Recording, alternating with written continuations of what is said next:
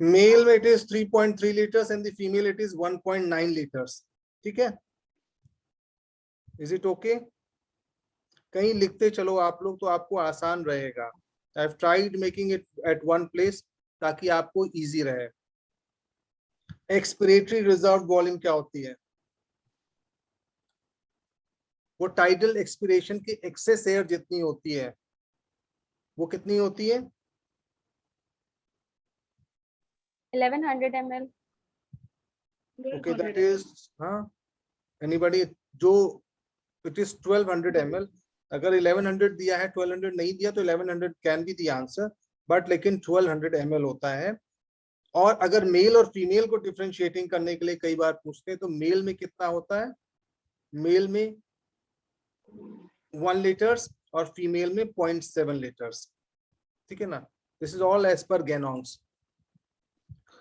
तो अगर मेल और फीमेल अलग अलग दिया है तो इस तरह से आंसर होगा, और अगर टिपिकल वैल्यू दी हुई है तो 1200 ml होगा। तो सब एक चीज लिख करके चलो, हमें नहीं मालूम कि क्या आंसर और क्या क्वेश्चन होना चाहिए। ओके, नाउ रेसिडुअल वॉल्यूम, उसकी कितनी वैल्यू होती है रेसिडुअल वॉल्यूम की? Sir residual volume 1200 ml male 1200 and ml 1100 ml female. Very good. Vital capacity, पहले तो वाइटल कैपेसिटी किस किस चीज का कॉम्बिनेशन होता है? एक बार क्वेश्चन आया हुआ है, वाइटल कैपेसिटी IRV, ERV और TB। Very good. अब आंसर्स ये बताएंगे कि टिपिकल वैल्यू कितनी होती है? 4800 ml in male हाँ, and female 3100 ml in females. Yes, और टिपिकल वैल्यू इज 4.7 लीटर्स या 4700 ml। इंस्पिरेटरी कैपेसिटी कितनी होती है वैल्यू? इंस्पिरेटरी कैपेसिटी, अब मैं डेफिनेशन इसलिए नहीं पढ़ रहा हूँ कि शायद एक क्लास में मैं आपको पढ़ा के डेफिनेशंस बता चुका हूँ सबकी, तो वहां से आप लेक्चर से देख लेना। इंस्पिरेटरी कैपेसिटी, क्योंकि वैल्यूज ही ज्यादा पूछी जाती हैं और वो एक्सप्लेनेशंस कम पूछे जाते हैं। इंस्पिरेटरी कैपेसिटी, हाँ sir in females 2400 ml yes, और in male 3800 ml। Good. Functional residual capacity कितनी होती है? Sir in female 1800 ml and in male 2200 ml। Good. अच्छा, जिन्होंने नहीं लिखा हुआ है प्लीज, ये दूसरे पार्टिसिपेंट्स बोलते हैं, उनकी आवाज सबको आती है ना? अनम्यूट करके आप बताएं। जी सर। ओके, तो वो आप एक जगह लिखते चलो, है ना? टोटल लंग कैपेसिटी कितनी होती है? Total lung capacity in male 6 liters and in female 4.2 liters। तो in male it is 6 litres and in females it is 4.2 litres. ये बहुत ही सुपर हिट क्वेश्चन है फिजियोलॉजी का, और जो मोस्ट ऑफ द टाइम मतलब कई बार पूछा जाता है एवरी 4-5 इयर्स में। ये रेस्पिरेटरी का सुपर हिट क्वेश्चन है। अच्छा, दूसरा मैं यहाँ पर आपको बोलूंगा कि जो कुछ क्वेश्चंस पैटर्न जो क्रॉनिक ऑब्स्ट्रक्टिव लंग डिजीज या रिस्ट्रिक्टिव लंग डिजीज में क्वेश्चंस पूछे जाते हैं, तो उनमें से जो क्वेश्चंस पूछे जाते हैं वो भी इन्हीं के रेस्पेक्ट में पूछे जाते हैं। तो आपको बताना होगा, मैं पहले रेस्पेक्ट में बात कर रहा हूँ, या कंफ्यूज मत होइएगा, मैं क्योंकि एक ही बार में सब एक ही रेस्पेक्ट में पूछ ले रहा हूँ। तो मैं सबसे पहले बात करने जा रहा हूँ COPD, chronic obstructive lung diseases के पैटर्न में बात करना चाह रहा हूँ, या ऑब्स्ट्रक्टिव लंग डिजीज के पैटर्न में बात करना चाह रहा हूँ। तो इसमें हमें आपको बताना है कि क्या होता है। Post expiratory volume vital capacity FEVC क्या होता है? आपको ये बताना है घटता है, बढ़ता है या नॉर्मल रहता है, क्या रहता है? मैं इस समय ऑब्स्ट्रक्टिव लंग डिजीज के बारे में बात कर रहा हूँ। FEVC क्या होता है? ये नॉर्मल रहता है या स्लाइटली डिक्रीज हो जाता है? FEV1 ये सुपर हिट क्वेश्चन है। FEV1 जरूर पूछा जाता है, एवरी 3-4 इयर्स में FEV1 पे क्वेश्चन आता है। तो ये पूछा जाता है कि FEV1 क्या होता है ऑब्स्ट्रक्टिव लंग डिजीज में। अच्छा, ऑब्स्ट्रक्टिव लंग डिजीज की हम जब बात करेंगे तो उसमें सबसे प्रोमिनेंट जो है इम्फाइसीमा है और क्रॉनिक ब्रोंकाइटिस एंड इम्फाइसीमा, जिसमें कि इम्फाइसीमा ज्यादा डोमिनेंट रोल प्ले करता है। तो अगर नाम से डिजीज के, ऑब्स्ट्रक्टिव लंग डिजीज से नाम से पूछ लेते हैं तो भी ठीक है, और अगर डिजीज के नेम्ड के नाम से पूछते हैं तो भी यही चीज रहेगी। अच्छा, दूसरा होता है FEV1 अपॉन FEVC, जिसे टिफनीज इंडेक्स भी बोलते हैं। ये क्या होता है? डिक्रीज होता है या इंक्रीज होता है या नॉर्मली रहता है? डिक्रीज होता है, ऑब्स्ट्रक्टिव डिक्रीज होता है। Very good. PEFR, peak expiratory flow rate क्या होता है? Does it increase or decrease or remains normal? Obstructive case में बात कर रहा हूं। It decreases. Total lung capacity? increase. Good. Residual volume?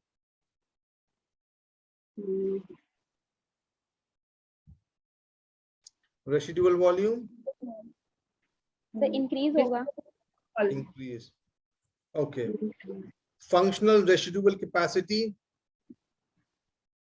Increase. Okay. अब हम रिस्ट्रिक्टिव के बारे में बात करेंगे। रिस्ट्रिक्टिव लंग, अच्छा ये जितने भी क्वेश्चन ने पूछे हैं मैंने एक साथ कर दिया है। ये सब अपने आप में अलग अलग क्वेश्चन है। ये सब जैसे 6-7 पॉइंट जो मैंने पूछे, अब उनको अलग क्वेश्चन के फॉर्म में नहीं पूछ रहा हूँ। अब रिस्ट्रिक्टिव में जो मैं बात कर रहा हूँ वो फोर्स्ड वाइटल कैपेसिटी रिस्ट्रिक्टिव में क्या होती है? डिक्रीज होती है। गुड। FEV1? तो ये भी डिक्रीज होता है। ओके। रेशियो क्या होगा? नॉर्मल और इंक्रीज। इंक्रीज होता है। ओके, नॉर्मल और इंक्रीज। नॉर्मल नॉर्मली नॉर्मल होता है, लेकिन there are times where it can increase. अभी कभी एक लेक्चर में मैं आपको बताऊंगा, क्योंकि अगेन 10-15 मिनट्स का टाइम है और वो without board it is not possible. ये क्यों होता है मैं बाद में बताऊंगा। Forced mid expiratory flow rate, post mid expiratory flow rate क्या होता है? क्या होता है post mid expiratory flow rate? वो क्या होता है?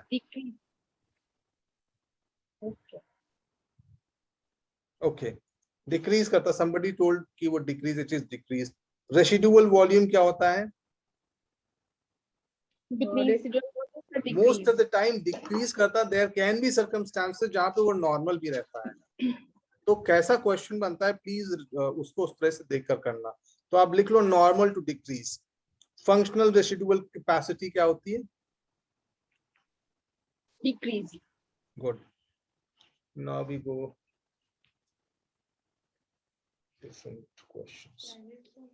Okay, few questions from the anatomy. Okay, आप मुझे बताएंगे, नो आराम से सुनिएगा पहले। Not true about the esophageal opening of diaphragm. कौन सी चीज ट्रू नहीं है esophageal opening of diaphragm के लिए? It is at the level of T10 vertebrae, oval or elliptical in shape.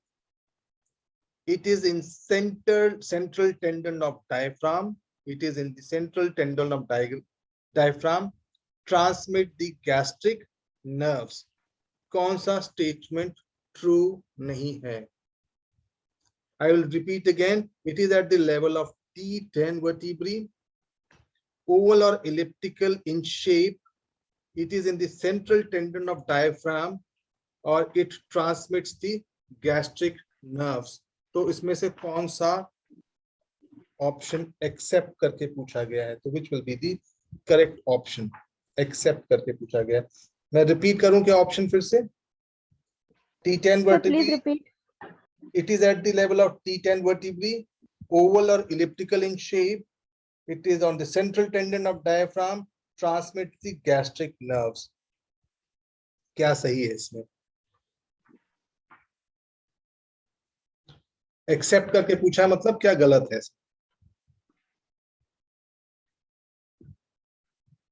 Sir, 4. इसका Option आंसर 4. सी गलत है. The opening of diaphragm are major and minor, तो it is in the central tendon of diaphragm. ये गलत answer है. अच्छा, आप लोग एक टेबल बना लो जिसमें फर्स्ट कॉलम में लिखो ओपनिंग, दूसरे कॉलम पे लेवल लिखो, तीसरे लेवल पे लिखो पार्ट ऑफ डायफ्राम, चौथे पे लिखो शेप और पांचवे पे लिखो स्ट्रक्चर्स पासिंग. क्योंकि एवरी 5-7 ईयर्स पे क्वेश्चन जरूर आता है. मुझे नहीं मालूम कि क्या आता है, but this is a very super hit question. तो मैं नहीं चाहता हूँ कि पहला ओपनिंग है, पहला ओपनिंग, दूसरा लेवल, तीसरा part of diaphragm, shape and structures passing. तो सबसे पहले मैं वीना कावल ओपनिंग के बारे में बात करूंगा. तो उसका लेवल है T8 और ये पार्ट ऑफ डायफ्राम में सेंट्रल टेंडन में होता है. शेप कैसा है इसका? क्वाड्रिलेटरल शेप है. शेप बहुत ज्यादा नहीं पूछा जाता, लेकिन मैं फिर भी लिखा दे रहा हूं क्योंकि इस क्वेश्चन में उन्होंने पूछ लिया है शेप. तो शेप बहुत कम पूछा जाने वाला क्वेश्चन है. तो शेप इज क्वाड्रिलेटरल. और ओपनिंग से कौन से स्ट्रक्चर्स पास करते हैं वीना कावल में? Inferior vena cava and the branches of right phrenic nerve. Inferior vena cava and branches of right phrenic nerve. क्या क्या है? Inferior vena cava and branches of right phrenic nerve. दूसरी ओपनिंग के बारे में बात करेंगे, वो है ईसोफेजियल ओपनिंग. और उसकी लेवल कौन सा है? उसका लेवल इज T10. और वो किस पार्ट ऑफ डायफ्राम में मिलता है? It is in the muscular portion derived from right crus. Muscular portion derived from right crus. Shape is again elliptical and oval. और स्ट्रक्चर जो पास करते हैं वो कौन कौन से हैं? Esophagus,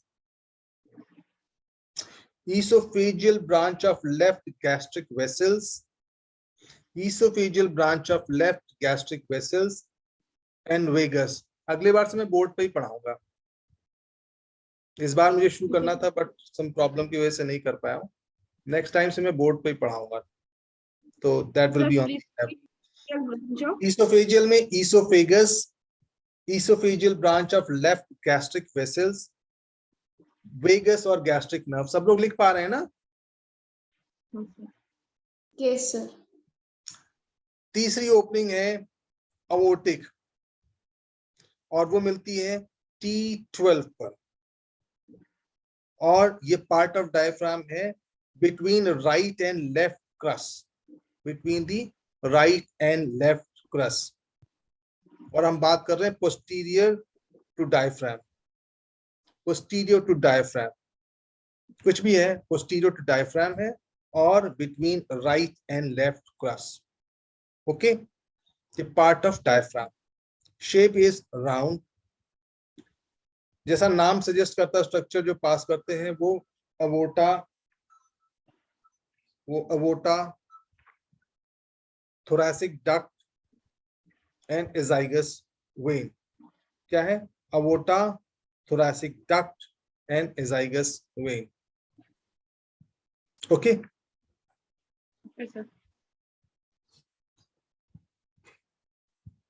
next question.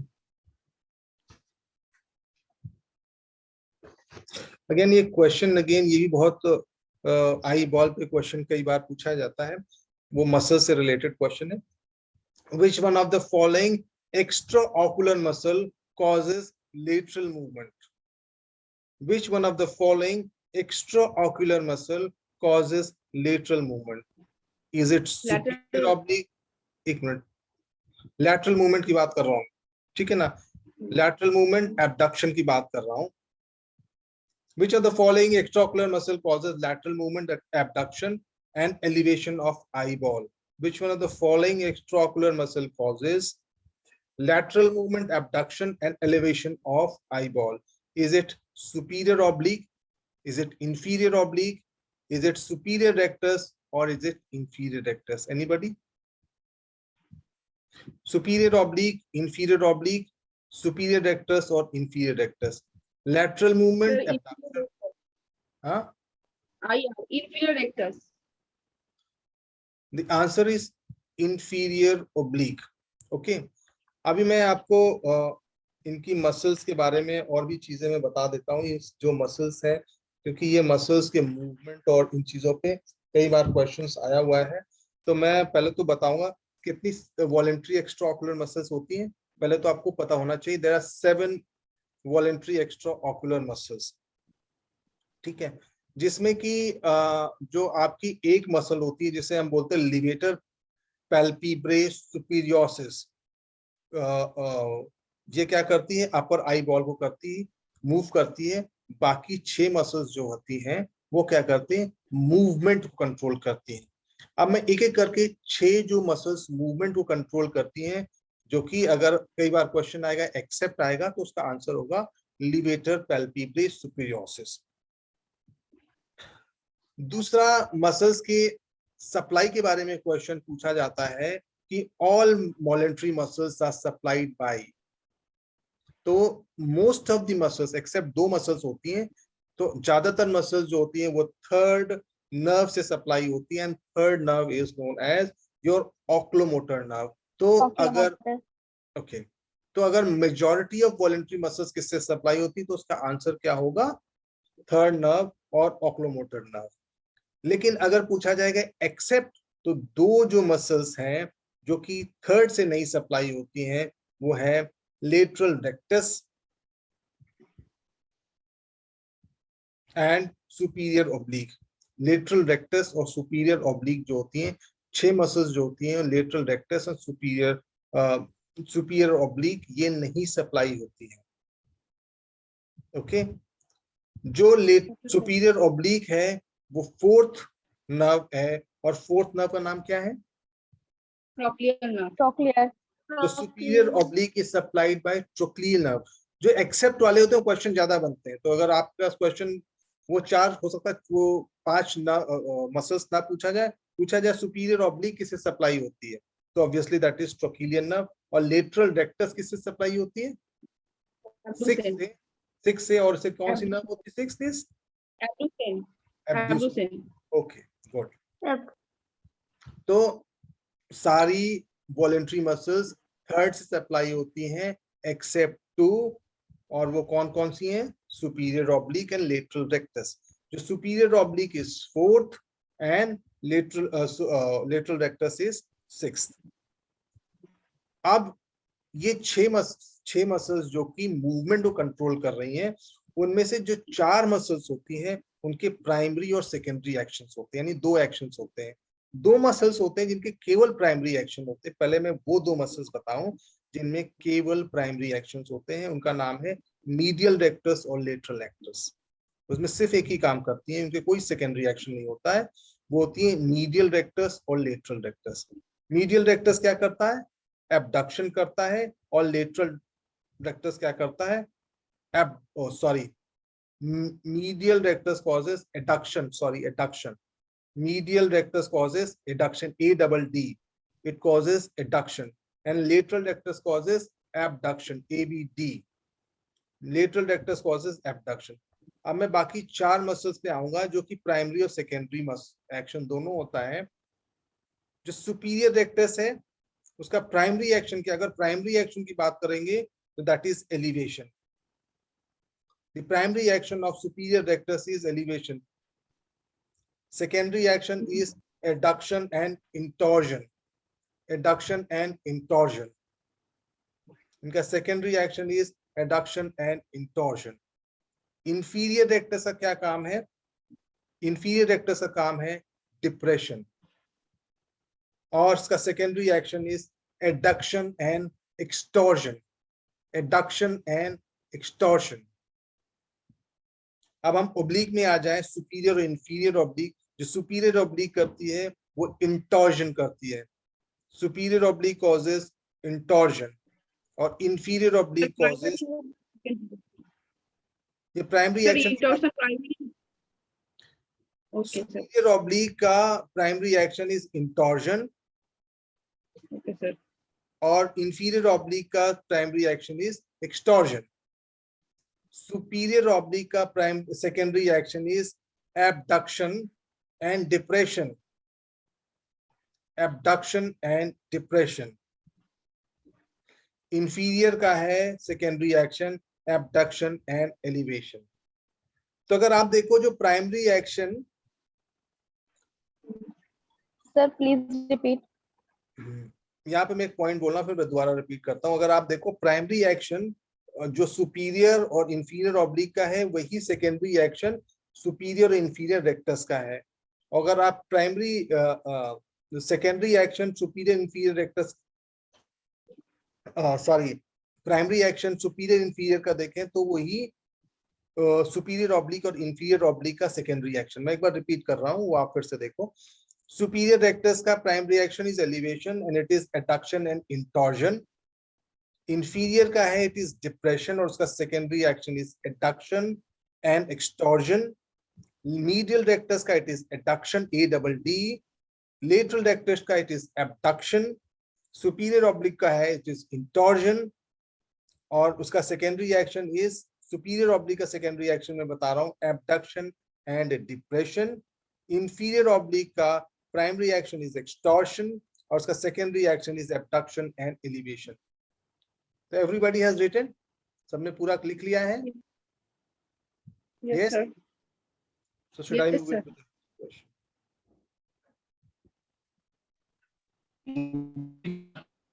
The most important determinant for tubuloglomerular feedback. Tubuloglomerular feedback के लिए मोस्ट इंपॉर्टेंट डोमिनेंट फैक्टर क्या होता है? Sodium concentration, urea concentration, creatinine concentration या पोटेशियम कंसंट्रेशन। ट्यूबुलोग्लोमेरुलर फीडबैक ये बहुत इंपॉर्टेंट मैकेनिज्म है। इसमें क्या चीज इंपॉर्टेंट है? Most important sodium concentration, urea concentration, creatinine concentration या potassium concentration. What is most important? Anybody with the answer? Yes. Sodium concentration बहुत इंपॉर्टेंट होता है।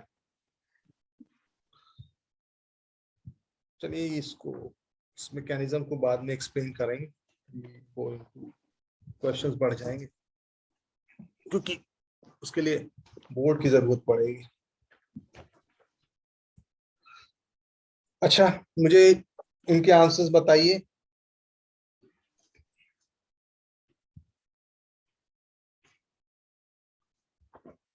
The posterior superior iliac spine is at the level of posterior superior iliac spine is at the level of L5, S1, S2 and S3. किस पे होती है?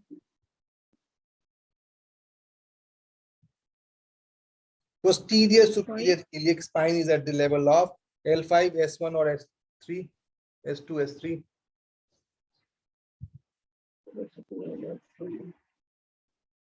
S2 के level पर होती है। Okay Okay, sir.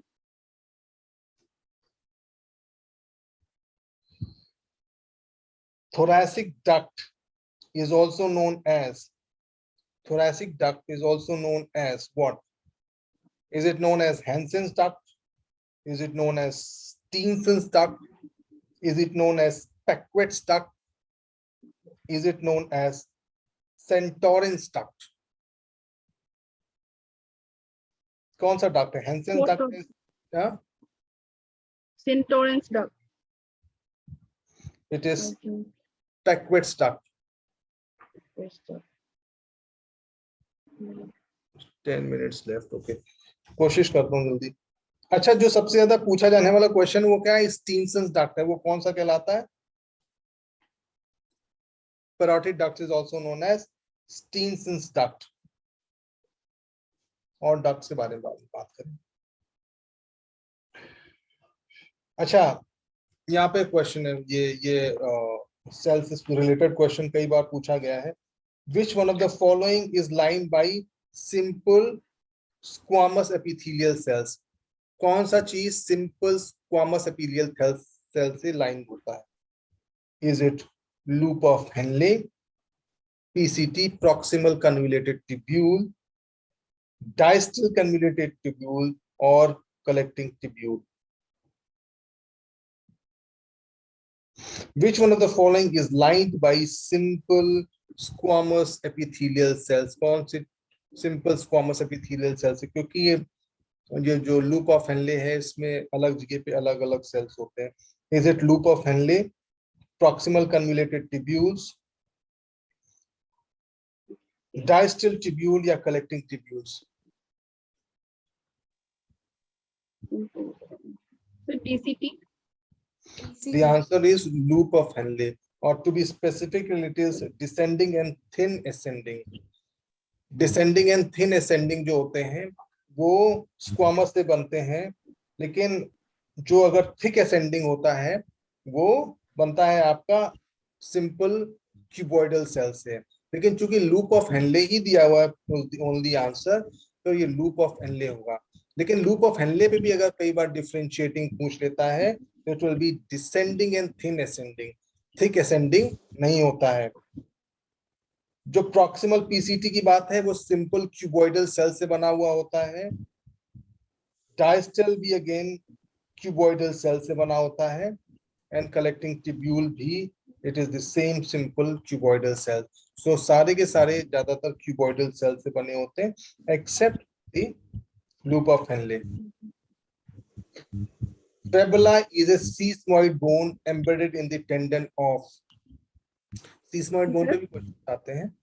Fibula, fibula, F-A-B-E-L-L-A. Fibula is a sesamoid bone embedded in the tendon of quadriceps, gastrocnemius, flexus carpi ulnaris, popliteus.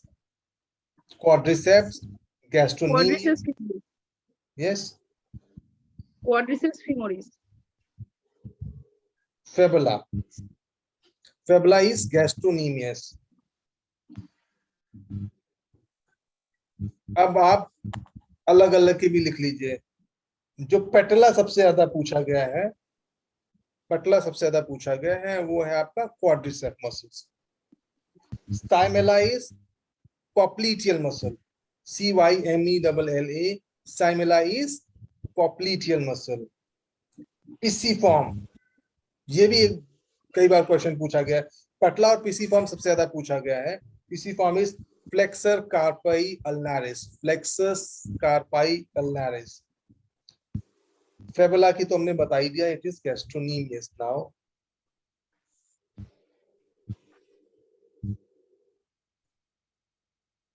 Sir popliteus किसका है? सर popliteus कौन सा sesamoid bone का? quadriceps. Quadriceps. Popliteus. आप सुनते जाओ. Stymela is popliteus muscle. Stymela is popliteus. Patla is quadriceps. Patla is quadriceps. Then pisiform जो मैंने बोला था, pisiform is your flexor carpi ulnaris. लिख लिया सबने? Yes sir. अच्छा. Gibson-Donan effect governs which of the following effects? Gibson-Donan effect किसको effect करता है? Chloride shift, Bohr effect, Haldane effect, none of the above. अच्छा, Gibson-Donan effect क्या होता है? Gibson-Donan effect होता है मेम्ब्रेन के ऊपर अगर आप देखा जाए कि पोटेंशियल जो सरफेस पार्टिकल्स इधर से एक तरफ से दूसरी तरफ मूव करते हैं तो काउंटर बैलेंस करने के लिए आयंस मूव कर देते हैं. तो क्या होता है बाद में इक्विलिब्रियम ऐसा आता है कि चार्जेस दोनों तरफ न्यूट्रलाइज हो जाते हैं. लेकिन कई बार ऐसा होता है कि इक्वल अमाउंट में आयंस, कैटायंस और एनायंस नहीं मूव करते हैं, जिसकी वजह से सरफेस पे क्या होता है, चार्ज का डिफरेंस आ जाता है और ये बहुत इंपैक्ट करता है. इस चार्ज के डिफरेंशिएशन होने को डोनान इफेक्ट बोलते हैं। अब आपको बताना है कि डोनान इफेक्ट किसको फॉलो करता है। इट इज क्लोराइड, बोर और Haldane effect. Chloride. Yes, chloride is the correct answer. Donnan effect भी आपको समझ में आ गया? ये सर, और एक बार रिपीट कर दे तो अच्छा होता। डोनान इफेक्ट में नॉर्मली क्या होता है, देखिए जब आप देखते हो कोई भी, चाहे सेल हो चाहे नर्व कंडक्शन हो, तो उसके इंपल्स चलने के लिए या मूवमेंट के लिए या टर्जिडिटी मेंटेन करने के लिए एक आयन दूसरा आयन को रिप्लेस करता है। जब एक आयन दूसरे आयन को रिप्लेस करता है तो काउंटर बैलेंस होता है और बाद में मेम्ब्रेन पे पोटेंशियल चार्ज नहीं रह जाता है। लेकिन कई बार ऐसा होता है कि ये इक्वली डिस्ट्रीब्यूट ना हो करके कुछ कमी रह जाती है। Are you comfortable with Hindi और should I go with English? नहीं सर, हिंदी में कंफर्टेबल हूँ। हाँ, ओके। सो तो जो ये रह जाता है चार्ज, इसे डोनान इफेक्ट बोलते हैं, ठीक है ना। और वो फिर फर्दर मैस कंट्रोल करता है, जैसे कि क्लोराइड शिफ्ट में होता है, और ये क्लोराइड शिफ्ट आरबीसी के सेल सरफेस पे होता है। Okay, okay sir. Next question है, which one of the following statement is true about the Bohr effect? Bohr effect लिए कौन सा ट्रू है? Increase in PCO2 lowers the hemoglobin affinity for oxygen. Decrease in pH lowers the hemoglobin affinity for oxygen. Binding of oxygen to the hemoglobin promotes the release of carbon dioxide. Or effect representative of rightward shift of oxyhemoglobin dissociation curve. यहाँ पे कह रहा है which one of the following is true for Bohr effect except, कौन सा गलत answer है? Increase in PCO2 lowers the hemoglobin affinity. Decrease in blood pH lowers the hemoglobin affinity for oxygen. Binding of oxygen to hemoglobin promotes the release of carbon dioxide. Effects represents the right shift of hemoglobin. तो कौन सा option? First option. First option. Except की बात हो रही है, ठीक है ना। हाँ सर। एक्सेप्ट में it is like the C is the correct answer, यानी कि सी नहीं होता है, यानी कि except is binding of oxygen to haemoglobin promotes the release of carbon dioxide. अभी बोर इफेक्ट्स को मैं पढ़ के बताता हूं, आप please note it down. Bohr effect refers to the observation, किस observation को refer करता है? Increase in carbon dioxide partial pressure, increase in the carbon dioxide partial pressure of blood, or decrease in blood pH. Carbon dioxide की partial pressure or decrease in pH results in lower affinity of hemoglobin for oxygen. So whether it is carbon dioxide का increase हो रहा है या partial pressure या pH decrease हो रहा है, तो hemoglobin की oxygen के लिए affinity घट जाती है, and this results in rightward shift of hemoglobin. Okay. वहीं हेल्डेन फिनोमेना क्या कहता है? हेल्डेन phenomena says the binding of oxygen to the hemoglobin promotes the release of carbon dioxide. जितना ऑक्सीजन बाइंड होता है उतना ही कार्बन डाइऑक्साइड रिलीज होती है। Okay okay sir. मैं फर्दर डिटेल्स में नहीं जा रहा हूँ, leaving it here. So we are like running short of time. अभी मेरे पास कुछ रीनल के क्वेश्चंस हैं, तो मैं इसको यहाँ मीटिंग को क्लोज करता हूँ, and I will begin again in